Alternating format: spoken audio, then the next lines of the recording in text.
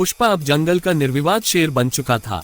उसकी रगों में बहती बगावत ने उसे उस मुकाम पर पहुंचा दिया था जहां से अब उसे हटाना किसी के बस की बात नहीं थी। पर इस बादशाहत के साथ साथ दुश्मनों का आना तो तय था। जंगल की शांति में गूंजती चिड़ियों की आवाज के बीच अचानक खलबली मच गई जब केशव भागते हुए आया। भैया, बड़ी खबर है, यूरोप से कोई बहुत बड़ा प्लेयर हमारे खेल में हाथ डालने वाला है। पुष्पा ने अपने सिग्नेचर अंदाज में मुस्कुराते हुए कहा, जंगल का कानून है भाई, शिकारी आएगा मगर शेर कौन है ये तो उसे पता चल ही जाएगा। यूरोप से आने वाला ये शख्स मामूली नहीं था। उसका नाम था लुसिफर वोल्को।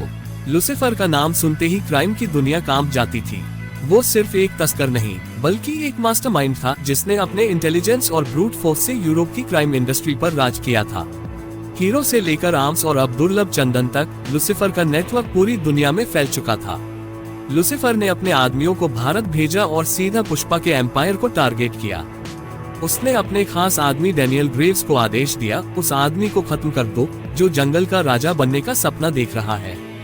कुछ दिनों बाद पुष्पा के गोदाम पर पुलिस का छापा पड़ा। लाखों की लकड़ी जब्त कर ली गई। ये लुसिफर का पहला वार था। केशव ने परेशान होकर कहा, भैया ये लोग तो हमें खत्म करने पर उतारू हैं। पुष्पा ने चाय की चुस्की लेते हुए जवाब दिया, ये जंगल है भाई, यहाँ शिकारी अगर चालाक है तो शेर उससे भी ज्यादा समझदार होता है।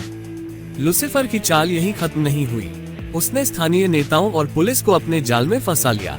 उसने एक प्रेस कॉन्फ्रेंस करवाई जिसमें कहा गया, पुष्पा राज सिर्फ जंगल का दुश्मन नहीं बल्कि देश का दुश्मन है, इसे रोकना ही होगा। टीवी पर ये सब देख रहे पुष्पा ने गुस्से में कुर्सी को एक तरफ धकेल दिया। इन्हें लगता है कि जंगल का कानून तोड़ सकते हैं, अब इन्हें असली खेल दिखाता हूँ, उसने कहा। लुसिफर ने अगला हमला पुष्पा की सबसे बड़ी ताकत पर किया, उसके विश्वास पर। उसने केशव को पैसों और ताकत का लालच दिया। तुम्हारा भाई तुम्हें कहाँ ले जा रहा है? मैं तुम्हें उस मुकाम तक पहुंचा सकता हूं जहां सपने भी झुक जाएं।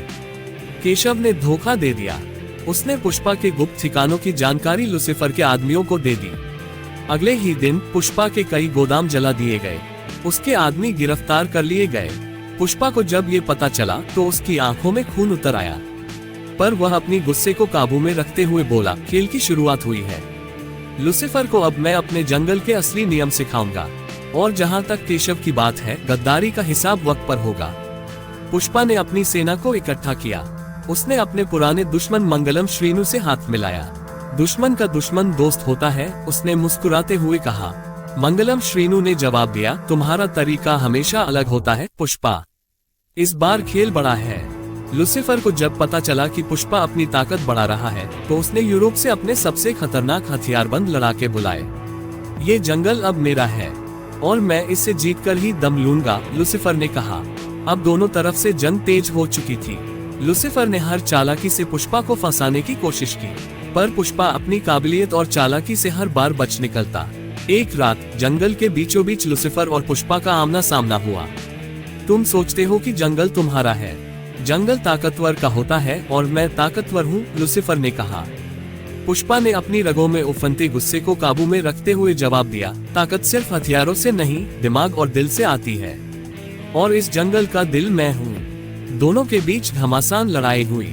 लुसिफर ने अपनी पूरी ताकत झोंक दी, पर पुष्पा ने अपनी चालाकी और जंगल की समझ से उसे हर बार मात दी। आखिरकार पुष्पा ने लुसिफर को हराया। उसने उसे जंगल के बीचों बीच खड़ा कर कहा, ये जंगल किसी का नहीं, ये उन सब का है जो इसे समझते हैं, जो इसे बचाते हैं। और अब ये खेल खत्म। कहानी के अंत में पुष्पा अपने बेटे राजू को जंगल दिखाते हुए कहता है, बेटा, ताकत और इज्जत का फर्क समझना। ताकत से तख्त हासिल होता है, पर इज्जत से बादशाहत, और असली बादशाह वही है जो अपनी रियासत की फिक्र करे। जंगल के ऊपर सूरज की रोशनी फैल चुकी थी। पक्षी चहचहा रहे थे, हवा में चंदन की खुशबू थी, और पुष्पा, जंगल का शेर, अपने लोगों के साथ खड़ा था, एक नए अध्याय की शुरुआत के लिए तैयार।